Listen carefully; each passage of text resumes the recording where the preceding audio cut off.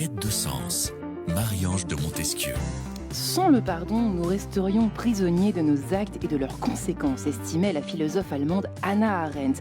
Sauf que d'une trahison de la part d'un être aimé, on ne se remet pas comme ça, du jour au lendemain. Infidélité, trahison, crime odieux, on se demande souvent comment les victimes survivent et sans haine. Et pourtant, pardonner est parfois le seul moyen de sortir la tête de l'eau et même, pourquoi pas, de renaître à la vie. Mais comment pardonner celui qui vous trahit ? Faut-il oublier pour pardonner ? C'est l'une des questions que l'on va tenter de poser à nos deux invités ce matin dans Quête de sens. Et j'ai la joie d'accueillir sur ce plateau Xavier Goulard pour commencer. Bonjour Xavier. Bonjour Marie-Ange. Alors vous avez publié tout fraîchement, si je puis dire, Requiem, histoire d'une conversion spirituelle aux éditions Artege, bien sûr, qui raconte le long cheminement d'une enfance maltraitée qui est la vôtre et jusqu'à l'épanouissement spirituel du converti que vous êtes devenu. Vous sortez évidemment également un double album Requiem Horatio, puisque si votre livre s'intitule comme ça, c'est pas par hasard. Et Olivier Clerc est également avec nous. Bonjour Olivier. Bonjour Marie-Ange. Alors vous êtes vous-même écrivain, formateur, conférencier, spécialiste du pardon, du développement personnel également. Et de votre côté, vous avez publié Peut-on tout pardonner ? Les principaux obstacles au pardon et comment les surmonter chez Erol. Il faudrait toute une bibliothèque, voire plusieurs, Olivier Clerc, pour trouver la solution, les solutions. Y en a-t-il vraiment ? Est-ce qu'on pardonne vraiment tout ? Est-ce que c'est vraiment possible ou est-ce que c'est vite dit ? C'est pas un peu vite dit quand même, tout pardonner ? Pour commencer. Alors c'est pour ça que le titre du livre se trouve avec un point d'interrogation. L'un des objectifs du livre étant de répondre à cette question, est-ce que vraiment on peut tout pardonner ? Alors on en parlera, mais en fait la question pour moi est mal posée déjà au départ. Et peut-être que la réponse consiste à la reformuler d'une façon qui soit plus pertinente. Mais ce qui est important à savoir, c'est qu'il existe aujourd'hui de nombreuses approches, de nombreux chemins pour aller vers le pardon et qu'on n'a pas à faire ce chemin seul dans son coin. Alors c'est vrai que souvent, effectivement, on dit que c'est un truc de faible, le fait de pardonner. Gandhi, je crois, disait exactement le contraire. Xavier Goulard, vous vous sentez plutôt proche de cette définition ? Il faut être faible ou fort pour pardonner, finalement ? C'est un truc de... Parce que c'est vrai qu'on reproche d'ailleurs... On dit la force du pardon, mais souvent on ridiculise un peu les chrétiens de « Ah oui, il faut pardonner, il faut tendre la joue, il faut tendre l'autre, etc. etc. » Comment vous vous situez par rapport à ça, pour commencer peut-être ? Oui, c'est un problème qui est délicat. À la lumière de votre parcours, bien évidemment. Voilà, c'est ça. Moi, je ne peux que témoigner de mon propre parcours. D'une enfance terrifiante. D'une enfance terrifiante, oui, dont je dis juste deux mots pour situer le contexte.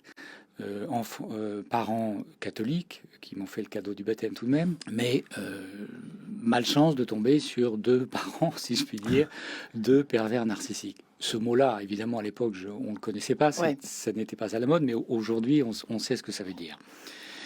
Donc violence, j'ai vécu dans la violence, dans la peur, dans la crainte, et en plus, j'avais développé une maladie qui ne portait pas de nom, que le médecin ne soignait pas, qui se passait sous forme de crise terrifiante. C'est vous qui avez employé le mot, je crois, au départ. C'est ça, des crises terrifiantes qui duraient 30-40 minutes. Dont je ne vais pas faire le détail parce qu'elles étaient finalement assez sordides et accompagnées d'une souffrance de l'esprit, des crises physiques, des douleurs physiques, à se taper la tête contre les murs. Ça veut dire que j'avais le sentiment d'être à un cheveu de la folie, tellement la douleur était intense. Et dans ce cas de douleur, bien entendu, s'accompagne, cette intensité de douleur s'accompagne toujours par de grandes souffrances. Donc, en réalité, la question du pardon, je ne me la suis jamais posée. Voilà, merci Xavier Goulard, au revoir. Merci d'avoir témoigné. Oui, merci. Mais en fait, je me suis posé une question subsidiaire, si je puis dire, qui était la priorité et qui aboutit au même résultat.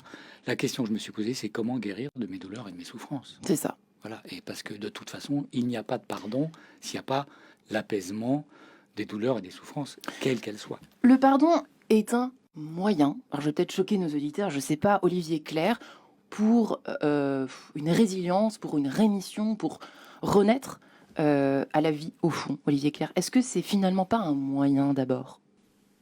Alors, c'est intéressant. D'abord, je rebondis sur ce que Oui, vient de dire Xavier Goulard parce que on est totalement raccord là-dessus. C'est-à-dire que moi, je présente le pardon comme la guérison des blessures du cœur.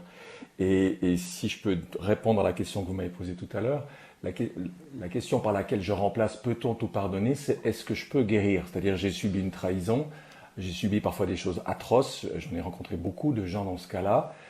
Est-ce que je vais passer ma vie entière à souffrir, à être malheureux, à être déprimé, à être dans la rage et l'envie de vengeance? Ou est-ce qu'un jour, je vais guérir, je vais retrouver un cœur en paix, voire encore mieux un cœur dans la gratitude, dans la joie, comme je l'ai vu à maintes reprises?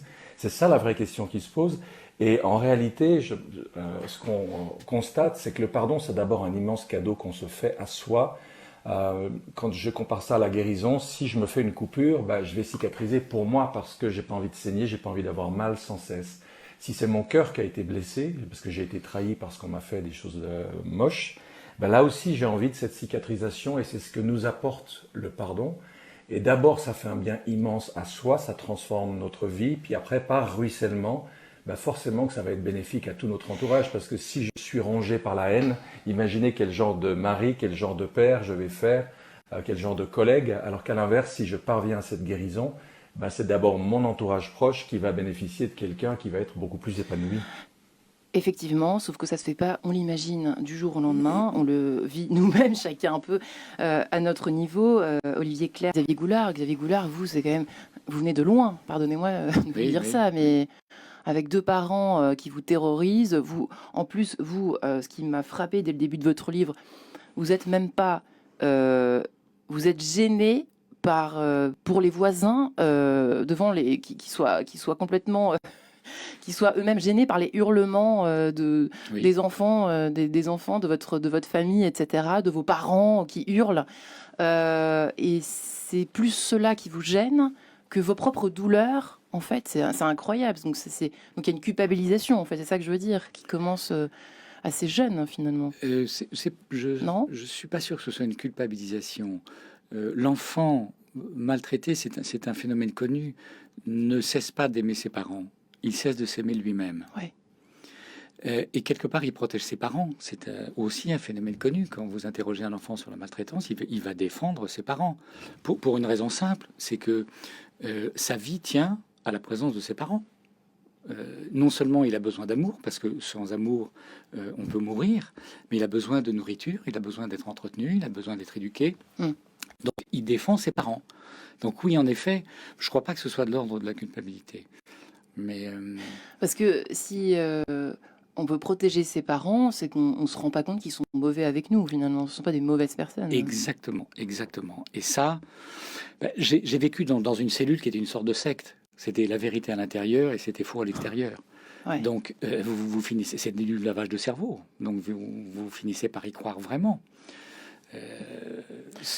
Vous ne rompez pas cette relation avec vos parents. Au départ, c'est impossible. Vous étiez comme une bête en cage pendant des années. Et un beau jour, pour un peu se remettre sur notre sujet, qui est peut-on pardonner quand on vous a trahi? J'imagine que de votre côté, Xavier Goulard, vous êtes là pour témoigner sur ce sujet. Ça ne s'est pas fait du jour au lendemain. Quelle a été la première étape? Attaquons le vif du sujet. Alors, je vais commencer par la fin Ouais. et je vais revenir au début. La fin, c'est que j'ai fait, parce que je suis chrétien, carme c'est lié, j'ai fait l'expérience de la miséricorde du Christ. Pendant une liturgie, pendant 1 heure, À quel âge? j'avais plus de 50 ans. Ah oui, d'accord. Donc c'est vraiment la fin du parcours. J'ai fait l'expérience de la miséricorde du Christ, c'est-à-dire que j'ai, lors d'une liturgie, pendant 1 heure, j'étais pétri d'un amour indescriptible, et j'ai perçu que j'avais le regard du Christ pour mon Père. Et j'ai su que ce regard-là, qui ne m'appartient pas, parce que cette miséricorde, c'est pas aucune technique ne peut vous la faire obtenir. C'est une grâce de Dieu, et en l'occurrence devant l'Eucharistie. J'ai perçu que cette miséricorde n'était pas une sorte de super pardon pour moi, mais que ça allait sauver mon Père. Je ne savais pas comment, je ne savais pas encore comment, mais le reste du chemin m'a montré que l'Esprit Saint m'a guidé, a mis sur la route les personnes qu'il fallait pour sauver mon Père de sa déchéance, puisqu'il était alcoolique au dernier degré. Il en était à 2 litres de vodka par jour. On pardonne pour les autres. La Je demanderai à miséricorde, Olivier c'est Clerc ça. qu'on pense après. Ouais. C'est le Christ sauve. Il ne guérit pas simplement. Donc non seulement quelques années avant, il m'avait guéri de mes propres douleurs et de mes propres souffrances, mais il sauve. Ce pardon n'était pas que pour moi. Il donne toujours plus que ce qu'on lui demande, en réalité. Olivier Clerc, qu'est-ce que ça vous évoque, tout cela, toute cette bribe de témoignages, au fond la première étape, c'est quoi? On pardonne comment, finalement? Comment ça commence? Alors, c'est intéressant que vous demandiez on pardonne comment, parce que on ne l'a peut-être pas dit en début d'émission, mais aujourd'hui se tient dans le monde entier la deuxième journée internationale du pardon. C'est un événement que j'ai créé l'année dernière, qui a réuni l'année dernière déjà une vingtaine de pays et 130 événements répartis un peu partout. Et la raison d'être de cette journée, c'est que je me suis rendu compte qu'il existait aujourd'hui de nombreuses voies conduisant au pardon, aussi bien d'ailleurs religieuses que laïques, et c'est important parce qu'il faut que le pardon soit accessible à tout le monde, aussi bien les croyants que les non-croyants. Et que beaucoup de gens ne les connaissaient pas. En moralité, quand on vit quelque chose de douloureux, on est tout seul et on va passer des fois des mois, des fois des années à refaire un chemin que d'autres ont fait avec nous, à essayer de refaire des découvertes que d'autres ont déjà faites, alors que lorsqu'on partage ces outils, dans toute la richesse et la diversité qui existent, eh bien, on permet aux gens de gagner un temps infini, c'est-à-dire qu'ils ne sont plus tout seuls. Ils savent qu'il existe des approches et ensuite, en fonction de leur sensibilité, ils vont aller vers une approche plutôt spirituelle ou vers une approche plutôt laïque, vers quelque chose qui se fait seul ou quelque chose qui se fait en groupe. Et derrière, ce qui est passionnant, c'est qu'il y a finalement autant de chemins de guérison du cœur qu'il en existe de guérison du corps. Vous pouvez prendre l'homéopathie, l'allopathie, la phyto, l'acupuncture. Eh bien, il y a également une grande diversité de voies de guérison lorsqu'on a subi le genre de choses dont nous parle notamment ce matin Xavier. L'oubli en fait partie ou pas? Il y a énormément d'auditeurs qui se posent, j'imagine, la question est-ce qu'il faut oublier ou pas? Ça fait toute une émission, j'imagine. Olivier Clerc, qu'en pensez-vous?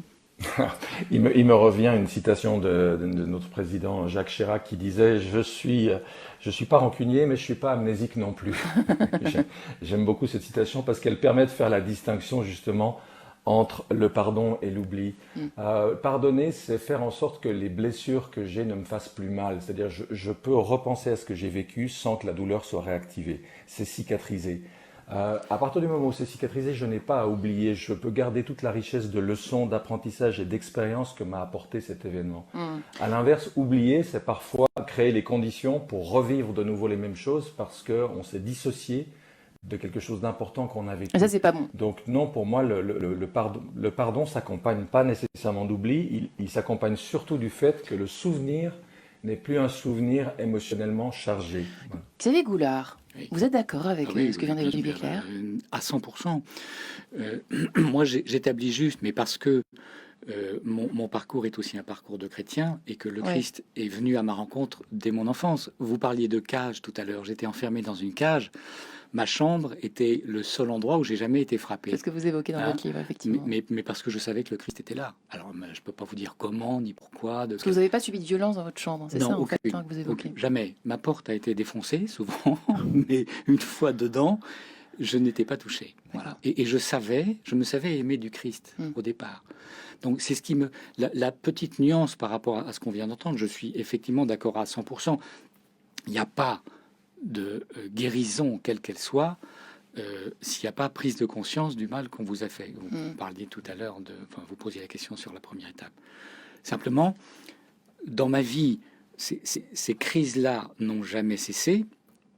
Par contre, tout ce que j'ai rencontré dans ma vie a soigné, j'allais dire, le reste de ma vie. C'est-à-dire l'amour de mon épouse indéfectible qui m'a accompagné jusque dans ces douleurs-là. Vous avez coupé le cordon finalement d'un chemin de haine. C'est un petit peu ça qu'on peut... Oui, mais ça, j'ai compris très vite. J'ai compris très vite qu'il fallait que et la musique m'a aidé à ça, qu'il fallait que je transfigure la haine. Et la création m'a permis ça. Vous êtes passé par là, Xavier Goulard, quand même. Mais je pense même que c'est nécessaire de passer par la haine.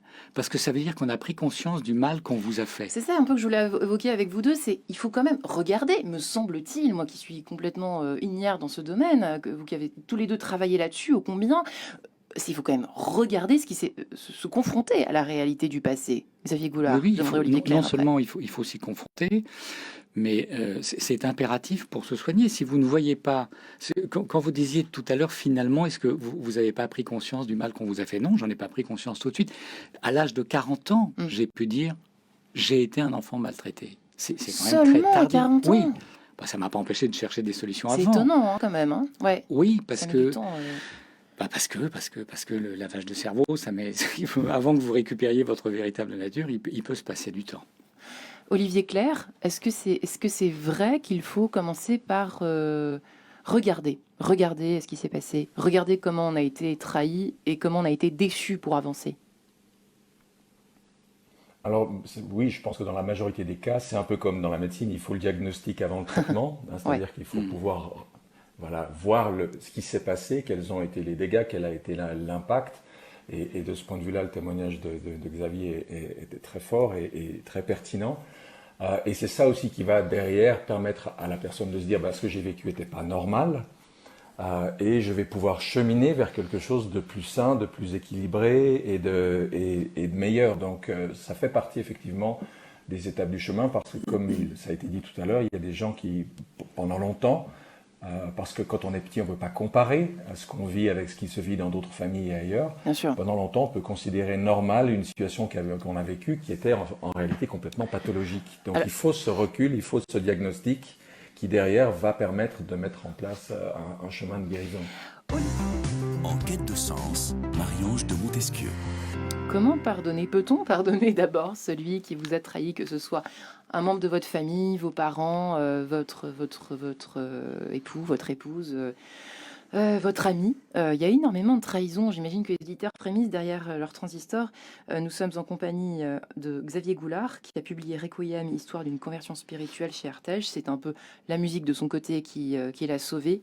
Il a sublimé en quelque sorte peut-être la souffrance qu'il a subie, et plus, on en parlera également dans cette deuxième partie de l'émission, le long cheminant d'une enfance maltraitée, on le rappelle. Et puis Olivier Clerc, qui de son côté a publié Peut-on tout pardonner? Les principaux obstacles au pardon et comment les surmonter chez Erol. Et Dieu sait qu'il y en a des obstacles. Olivier Clerc, on n'y arrive pas du jour au lendemain, on l'a dit en début d'émission, on passe par des hauts et des bas, et c'est surtout que, alors quand on a subi un lavage de cerveau, c'est une chose, mais quand on a été, j'aimerais bien qu'on évoque, si vous le voulez bien tous les deux, la déception, puisque ça c'est quelque chose de très quotidien, enfin en tout cas qu'on vit tous, à un moment ou à un autre de sa vie, que ce soit de la part d'un membre de sa famille ou d'un proche, ou voire de l'être aimé, ce qui fait encore plus mal, on l'imagine bien. Qu'est-ce que ça veut dire pardonner celui qui vous a trahi et déçu? Qu'est-ce que ça veut dire, Olivier Clerc? C'est une bonne question. Je suis content que vous répondiez le premier. La première réponse c'est gentil. La première réponse qui me vient à l'esprit, mais vraiment de manière purement intuitive, j'ai envie de dire, ça veut dire grandir.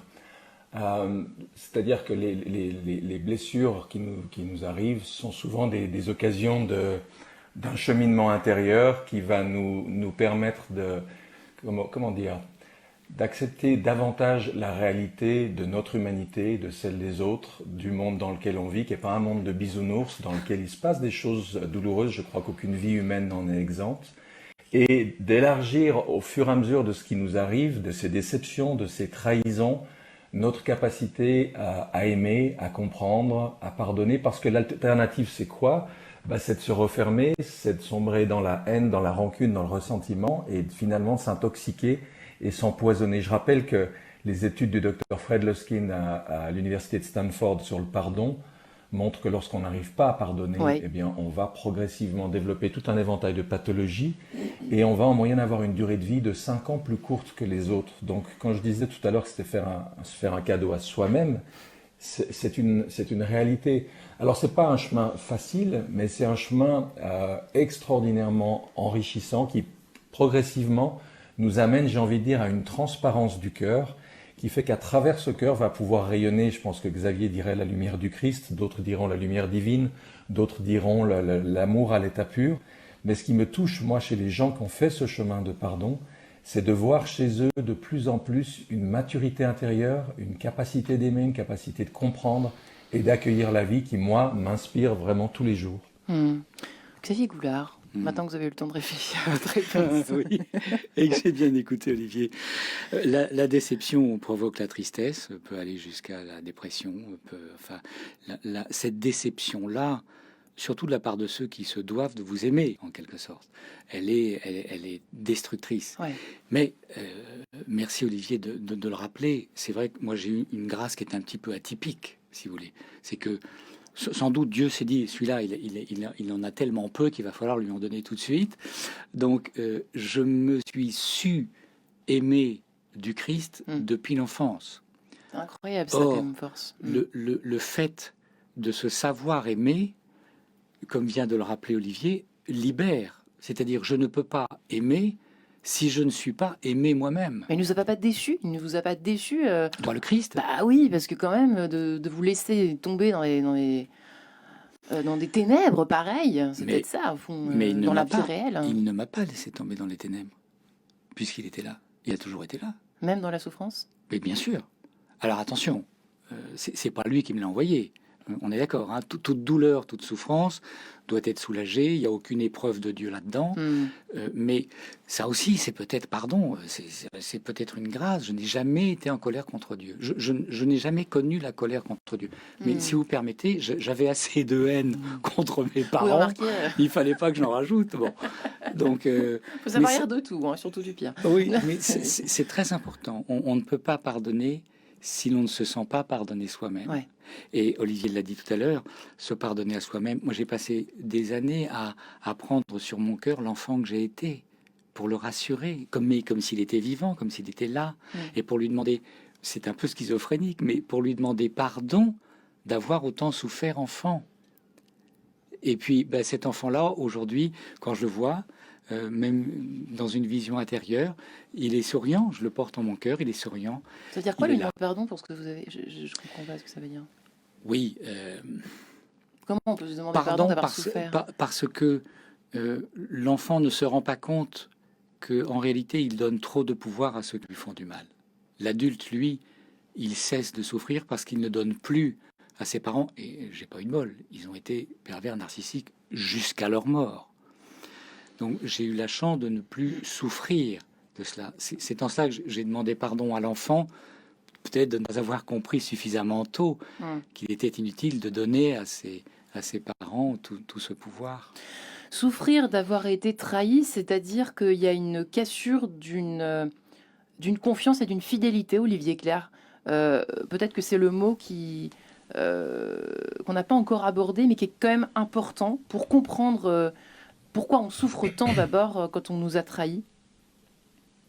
Alors si je peux me permettre juste de rebondir très Oui. rapidement sur ce que vient de dire Xavier, parce que ça me touche beaucoup, parce que le processus qu'il décrit est des choses que j'ai entendu décrites par d'autres personnes, ce travail de réconciliation avec l'enfant intérieur, cette capacité qu'a l'adulte en nous de venir apporter à l'enfant en nous ce qui n'a pas été reçu, et puis cette phase clé qu'il a décrite de demander pardon à cet enfant intérieur. Il y a un lien entre pardonner et demander pardon que certaines personnes ne connaissent pas, mais qui est une clé extraordinaire pour cheminer vers le pardon.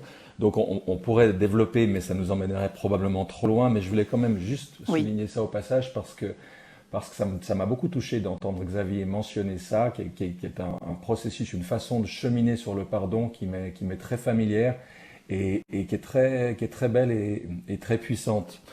Alors si je reviens maintenant à votre question, c'était sur la trahison, c'est ça ?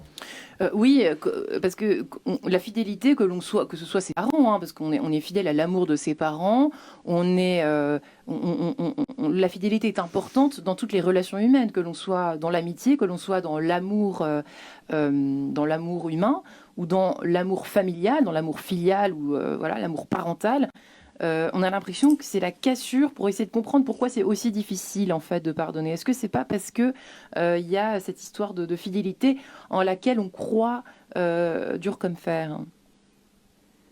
Oui, je pense qu'en fait il y a une part de naïveté, il y a une part d'idéalisation qui fait que lorsqu'on est jeune en particulier, parce que plus les années passent, plus on chemine.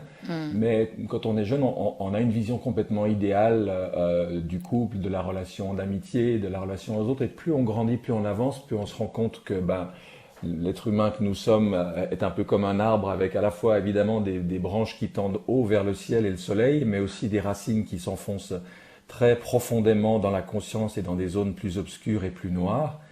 Et que le chemin qui nous est demandé est progressivement de réunir le ciel et la terre en nous, de réunir le plus lumineux et les profondeurs, et de se rendre compte qu'à un moment, ce que les autres peuvent nous faire, les trahisons, les déceptions, c'est dire, mais est-ce que j'ai pas ça aussi en moi? Est-ce qu'au fond, est-ce que je suis vraiment différent de l'autre? Est-ce que les actes qui me blessent, que font autrui, est-ce qu'il n'y a pas une part de moi? Ça rappelle la chanson de Goldman, hein, si j'étais né en 17 à Leidenstadt. C'est-à-dire, voilà, c'est ce chemin qui progressivement va arrêter de dire les autres sont mauvais, moi je suis bon. C'est de dire on partage tous une humanité commune avec le meilleur et le pire. Et c'est là où il y a quelque chose en nous qui grandit, qui se dilate, qui mûrit. Xavier Goulard, je vous vois griffonner des choses. Oui. Je vais vous dire pourquoi je griffonne. Parce que la maltraitance empêche la mémoire de l'apprentissage de se développer.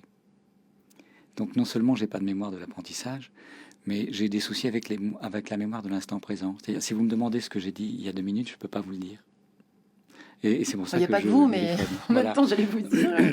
C'est pour ça que moi aussi, je prends les notes, vous voyez. Donc c'était juste une parenthèse. Non, pardonnez-moi, je voulais juste. Donc voilà, j'ai fait une digression et je me souviens pas ce que vous voulez me. En fait, votre opinion là-dessus, est-ce que, du coup, moi, j'en oublie ma question. Vous voyez, c'est extrêmement gênant. D'ailleurs, je pense qu'il est grand temps, puisque l'heure avance. On ne voit pas le temps passer ce matin dans cette émission passionnante sur le pardon. Je rappelle, comment pardonner celui qui vous trahit.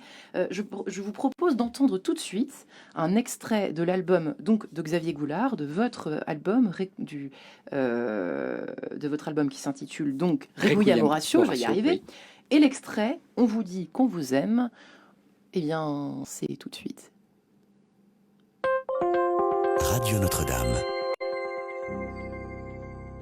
On vous dit qu'on vous aime comme il faut, que votre vie elle-même ne tient qu'au sacrifice de ceux qui vous soumettent à leur loi de tyran.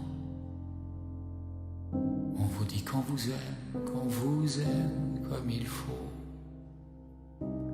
Les faux pas, les errances et les incertitudes ne trouvent de réponse que dans une imposture. On vous sépare du monde, on se sépare de soi. On vous dit qu'on vous aime comme il faut. Alors que brûle en toi le chaos d'ici-bas et que chantent tes anges Requiem aeternam, offre que brûle en moi ce qui n'est pas de toi, que s'entr'ouvrent mes lèvres, dona eis domine.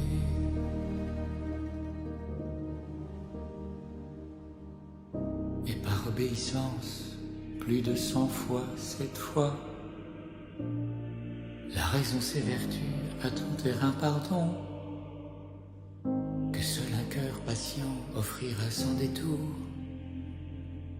D'un élan salvateur, heureux fruit de la grâce. Puis un jour de lumière, vive flamme d'amour.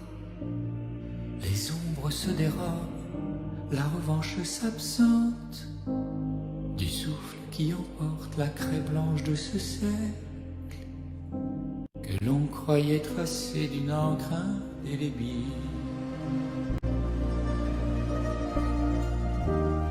Et l'on se dit qu'on s'aime comme il aurait fallu. Et l'on se dit qu'ils aiment comme il l'avait promis. Et l'on se dit qu'on s'aime comme il aurait fallu. Ainsi chantent les anges, Requiem aeternam. Et voilà pour cet extrait. Difficile d'arriver juste après. On vous dit qu'on vous aime, Xavier Goulard. On a l'impression, alors effectivement, vous avez la voix extrêmement écorchée. On a l'impression qu'il faut plonger très profond pour se relever. C'est un peu idiot ce que je vous dis. Vous avez presque un peu les larmes aux yeux finalement en entendant ça. Mais... Ah bah, oui, je les ai facilement. C'est pas forcément négatif d'ailleurs, Mais justement, c'est ça ma question. Est-ce que finalement c'est pas la clé, l'une des clés, d'aller très au fond pour remonter, d'aller dans les ténèbres finalement de son intériorité à soi pour... Le Christ après la mort est allé chercher tout le monde aux enfers. Alors, ce qui est merveilleux finalement dans cette histoire, c'est qu'il ne m'a pas permis l'enfer. Il ne l'a pas autorisé. Il est venu me tendre la main. J'ai même fait l'expérience mystique. Alors, attention, c'est un super gros mot, mystique. Chez les profanes, on se dit, oh là, mystique. C'est un fou. C'est un fou. Et chez les cathos, on se dit, il se prend pour Padre Pio. Mais j'assume, tant pis. J'assume. Parce que c'est quoi le mystique? Le mystique, c'est celui qui veut entrer en union consciente avec Dieu. C'est pour ça que je suis carme séculier. Voilà. Je souhaite, depuis mon enfance, rencontrer le Christ. Ce qui, à un moment donné, que j'ai oublié un peu, qui s'est appelé un absolu. Et puis je suis revenu où il est allé me rechercher pour que je puisse le rencontrer en tant que Christ et Dieu en tant que Père. Olivier Clerc, vous avez entendu le même extrait que nous. Oui. Qu'est-ce qui vous évoque au fond? Oserais-je vous demander? Est-ce que c'est un peu... Alors d'abord...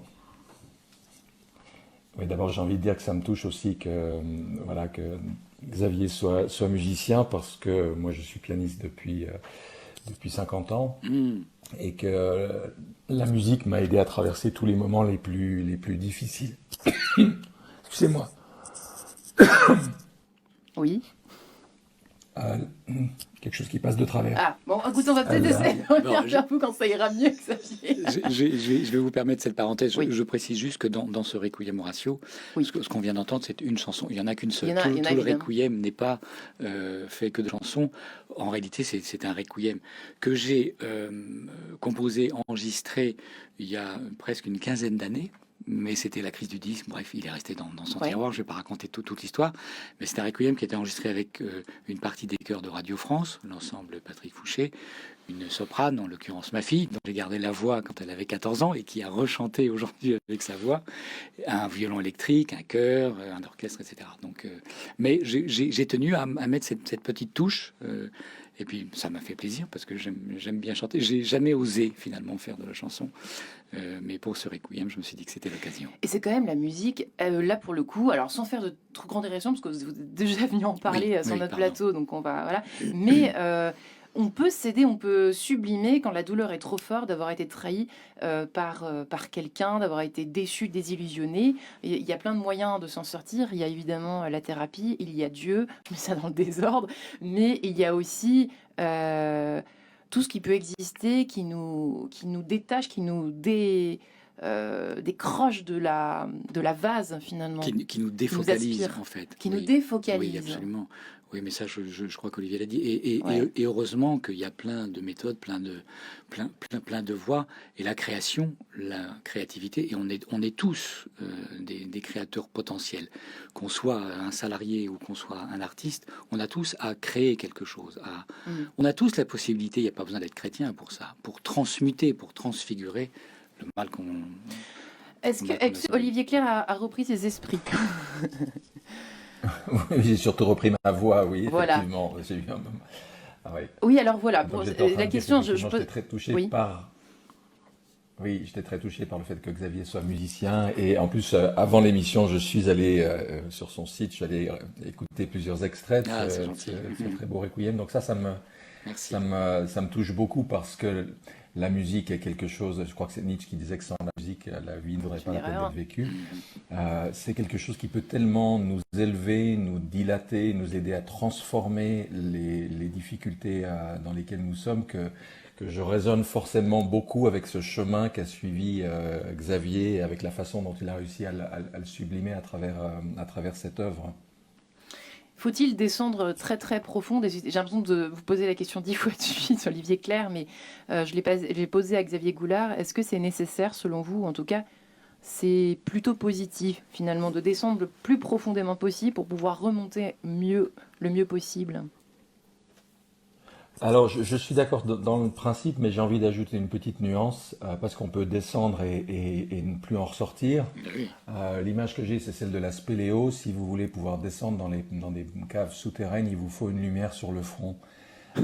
Et cette lumière, il faut d'abord aller la chercher dans les hauteurs. Et c'est ça le sens de la prière, c'est le sens de la pratique spirituelle, c'est d'aller puiser une lumière suffisante pour pouvoir ensuite descendre dans ses propres ténèbres, y opérer les transformations et les guérisons nécessaires, mais surtout pas s'imaginer qu'on puisse descendre sans lumière. Il y a des gens qui sont descendus dans leur enfer, dans leur profondeur personnelle, mais qui ont eu bien du mal à en ressortir parce qu'il manquait cet élément lumineux pour retrouver son chemin. Finalement, c'est la définition d'un requiem d'ailleurs. Avec, descendre dans les grottes, dans les ténèbres, avec une lumière sur le front. Oui. C'est ça un requiem, finalement. Oui, absolument. J'ai même un petit peu... Ah bah oui, il y a même dans le requiem, il y a un morceau qui s'appelle Lux Aeterna, donc je n'ai pas dérogé à la règle du requiem. Mais je suis même allé un petit peu plus loin, puisque mon requiem se termine par Maranatha. Maranatha, c'est le dernier mot de la Bible, c'est le dernier mot... Il y a 2 mots en araméen dans la Bible. Le mot Abba, Père, et le mot Maranatha, qui veut dire le Seigneur vient. Donc j'ai poussé le bouchon un petit peu plus loin que... Oui, parce que, comme le dit très justement Olivier, de descendre dans les ténèbres pour y descendre, ça n'a aucun intérêt. La vie nous entraîne dans nos ténèbres. En prendre conscience... En prendre conscience, en tout cas. Voilà, c'est ça, c'est fondamental. Et effectivement, il est important de voir, il est important de fouiller. Mais, enfin, en tout cas, moi, je n'ai pas pu le faire sans m'en remettre à la présence de Dieu. C'est-à-dire que la connaissance de soi, pour moi, elle est un parcours qui est un parcours universel et qui est nécessaire, qu'on soit croyant, pas croyant, spirituel ou pas spirituel, mais elle va jusqu'à, pour moi, chrétien, à la conscience de soi. Et la conscience de soi, pour le carme séculier que je suis, c'est se souvenir que le plus profond centre de l'âme, c'est Dieu. Donc cette lumière, je la porte. Elle me porte et je la porte. Et sur Terre, vous avez reparlé à vos parents après? Sur Terre? Oui. Pourquoi?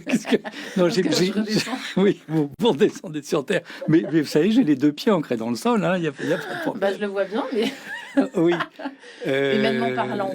Alors, parce que l'humain trop humain, quand même, à des moments. Alors, il y a une chose qui fait partie du pardon et qui, à mon avis, enfin, je pense qu'Olivier peut en parler aussi bien, si ce n'est mieux que moi. J'ai connu l'étape où, une fois cette paix retrouvée, vous allez voir l'autre. D'ailleurs, c'est dans l'Évangile. Hein. Si tu as un problème avec quelqu'un a péché contre toi, vas-y, va le voir. Si tu règles pas le problème, retourne-y avec 2, 3 témoins. S'il y a encore un problème, tu en parles en communauté, etc., etc. Je suis allé voir mes parents, libres, et je leur ai dit, voilà le mal que vous m'avez fait. Non pas pour obtenir de leur part un pardon. Si j'y suis allé, c'est que j'avais déjà pardonné. Parce que pour être capable de ça, il faut s'être pardonné à soi et leur avoir déjà pardonné. Mais c'était pour leur offrir le cadeau, parce que parfois, les gens qui vous font du mal ne sont pas capables de vous demander pardon. Oui, non seulement ils se rendent pas compte. C'est rare qu'on se rende pas compte du mal qu'on fait. On peut le dénier.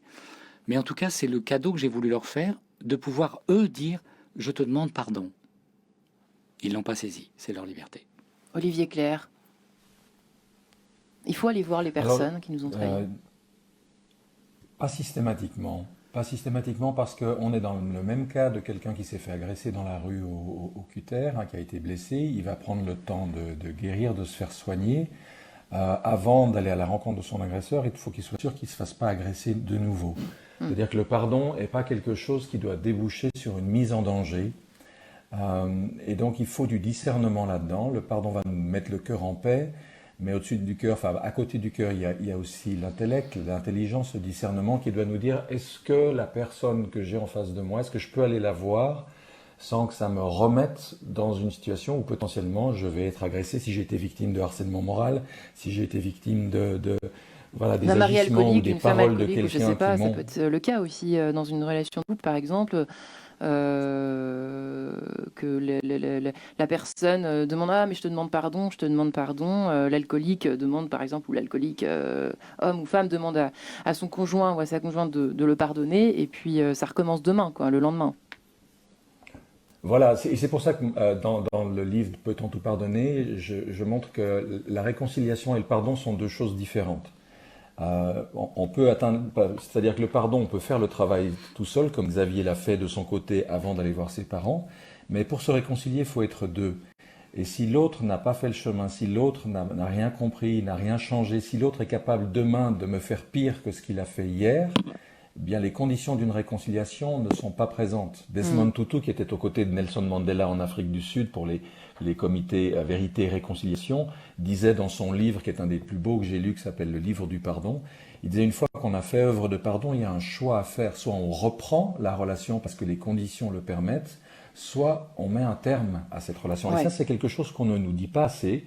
C'est qu'on n'a aucune obligation de rester dans une relation qui est une relation toxique et dangereuse pour nous. Ouais, c'est On important peut de l'évoquer. bénir la quand même. personne, lui souhaiter le meilleur dans sa vie, mais dire, moi, pour ma sécurité, eh ben, pour l'instant, je préfère Ouais. ne pas maintenir cette relation parce que c'est pas ça. Alors Xavier Goulard, évidemment, vous, c'est un cas un peu différent, puisque c'était vos parents et que vous étiez jeune, vous étiez enfant. Oui. Mais vous êtes d'accord avec ça ou pas? Ah, mais à 100%. D'accord.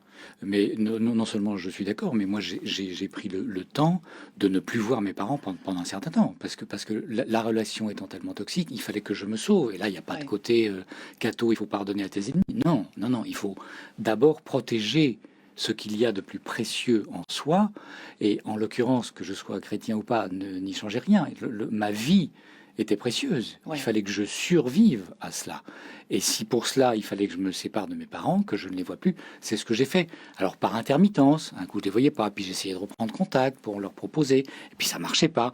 Et puis Par effectivement, petits pas. comme les alcooliques, Ouais. ma mère a dû me demander 14 352 fois pardon, mais ça n'était pour que mieux reprendre sa cible et pour la viser. Et malheureusement, mon frère et ma sœur, puisque je suis l'aîné de 3 personnes, ont vécu la même chose. Ouais. Vous savez, il y a une chose qu'on ne dit pas chez le pervers narcissique. On parle beaucoup si on est psychologiquement correct, on parle des comportements du pervers narcissique. Mais il y a une chose qu'on oublie, c'est qu'il a un but, et son but, c'est de tuer. Mm. Pas juste de tuer l'âme, ou alors si c'est pour tuer l'âme, il vous tue. Et en cela, mes parents ont réussi, parce que ma sœur cadette est morte. Elle est morte d'un cancer du pancréas. Elle a souffert toute sa vie. Elle ne s'en est jamais remise. Donc oui, évidemment, peut-être qu'elle-même a trop essayé de garder ce lien à ses parents, désespérant de ne pas obtenir l'amour qu'elle aurait dû obtenir étant Ouais. enfant. Donc bien entendu, il faut se départir des relations toxiques. Sur le long chemin du pardon, Olivier Clerc, hein, il peut y avoir aussi, on l'imagine bien, des hauts et des bas. J'entends par là, on peut avoir l'intention de pardonner celui qui vous a trahi.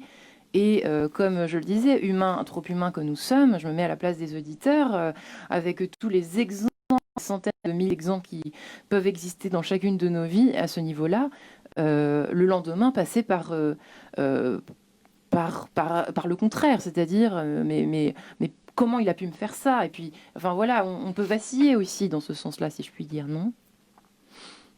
Oui, bien sûr, c'est pas un long fleuve tranquille, c'est pas un chemin linéaire.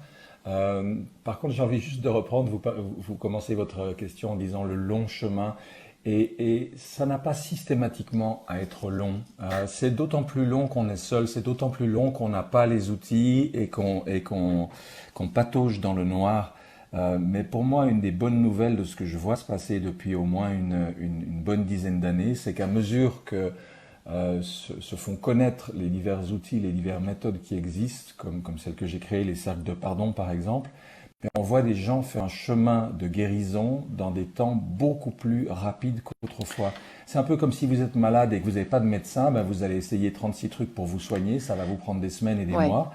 Mais si vous avez un bon médecin ou naturopathe à proximité, ben peut-être que vous allez guérir en quelques jours ou quelques semaines.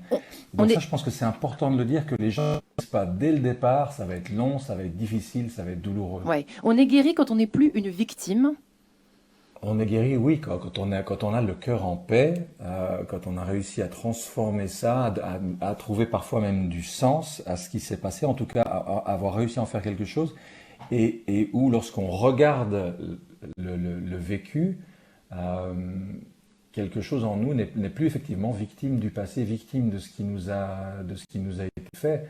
Moi, j'invite ceux et celles qui nous écoutent. Il y a des ouvrages absolument extraordinaires qui ont été écrits aussi bien de croyants que de non-croyants. Dans les croyants, il y a celui de Maïti Girtaner, même les bourreaux ont une âme.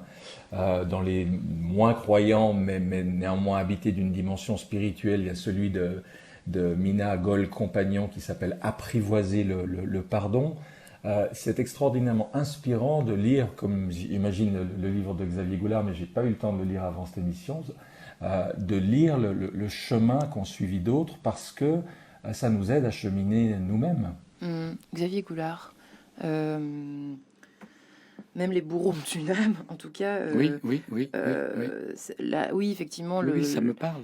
Ça vous parle, ça? Mais oui, bien sûr. Quand je vous parlais au tout départ de cette miséricorde, c'est-à-dire d'avoir vu dans une vision quasi béatifique, mon père transi d'amour, lui aussi.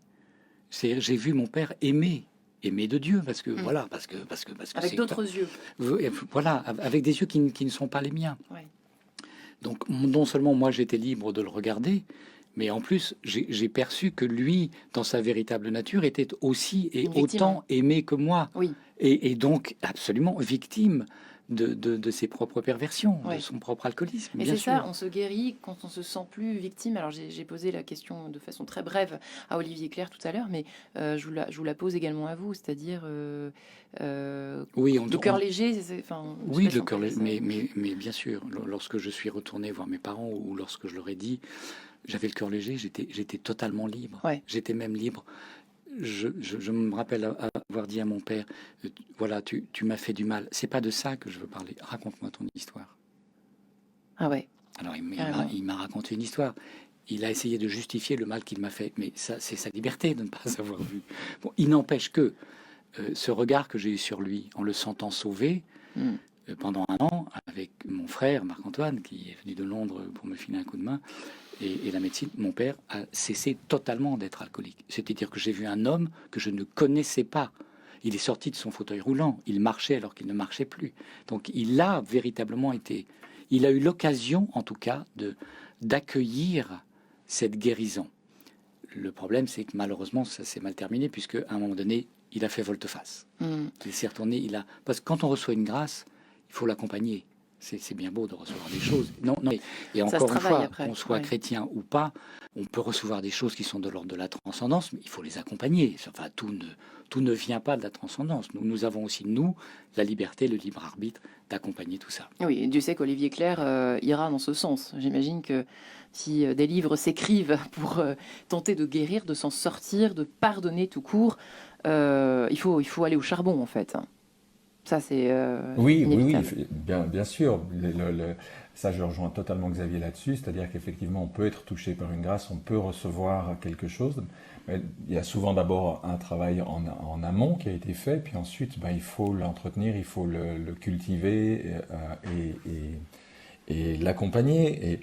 Et j'ai quand même envie de dire à tous ceux aussi et celles qui nous écoutent que si vous avez besoin de faire un chemin vers le pardon, profitez de cette journée, le 18 septembre, avec la foultitude d'événements, aussi bien réels en ligne, qui sont organisés, avec la multitude d'approches de pardon qui sont présentées, pour essayer de trouver quelque chose qui vous convienne à votre sensibilité et qui vous aide à cheminer vers cette guérison dont Xavier nous parle ce matin. Ouais. Et quand on est trahi par quelqu'un avec qui l'on vit, Effectivement, on imagine que ça concerne pas mal de personnes qui nous écoutent.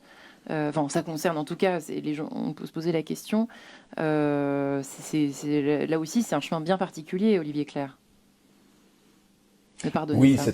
c'est toujours dans les relations les plus proches que Ouais. les choses sont les plus difficiles, parce que c'est là où on est le plus vulnérable, c'est là où on est le plus intime, le plus proche, et donc c'est là où le coup potentiellement peut être le plus douloureux, le plus difficile. Et ce qui me semble important là-dedans, c'est l'avantage des gens qui sont dans le cadre d'une religion, c'est d'avoir la communauté des croyants autour d'eux. Ceux qui ne le sont pas, de pouvoir être accompagnés, de trouver des groupes, de trouver des personnes avec qui cheminer. Vous savez, on parle beaucoup de développement personnel depuis 40 ans. Ouais. Moi, je dis des fois que ce mot me sort par les trous de nez aujourd'hui, parce qu'on a besoin de développement relationnel, on a besoin de développement collectif, on a besoin de réapprendre qu'il y a des choses qui se font tellement mieux à plusieurs. Pour les gens qui sont chrétiens, le Christ disait, là où 2 ou 3 sont rassemblés en mon nom, je serai parmi eux. Pour moi, ça veut dire que dès qu'on commence à travailler en groupe, il y a quelque chose qui nous dépasse, qui est présent, qui nous accompagne et qui permet un travail que souvent seul, on va mettre beaucoup plus de temps à parcourir. Merci Olivier Clerc infiniment, vous qui avez publié Peut-on tout pardonner, les principaux obstacles au pardon et comment les surmonter chez Erol. Et merci Xavier Goulard. Vous qui avez publié donc cet ouvrage d'édition Artege, Requiem, histoire d'une conversion spirituelle, et puis ce double album Requiem Horatio à découvrir et bien sûr ou à redécouvrir. Tout ça retrouvé dans les bonnes librairies bien évidemment. Merci infiniment à vous deux. Merci Marie-Ange.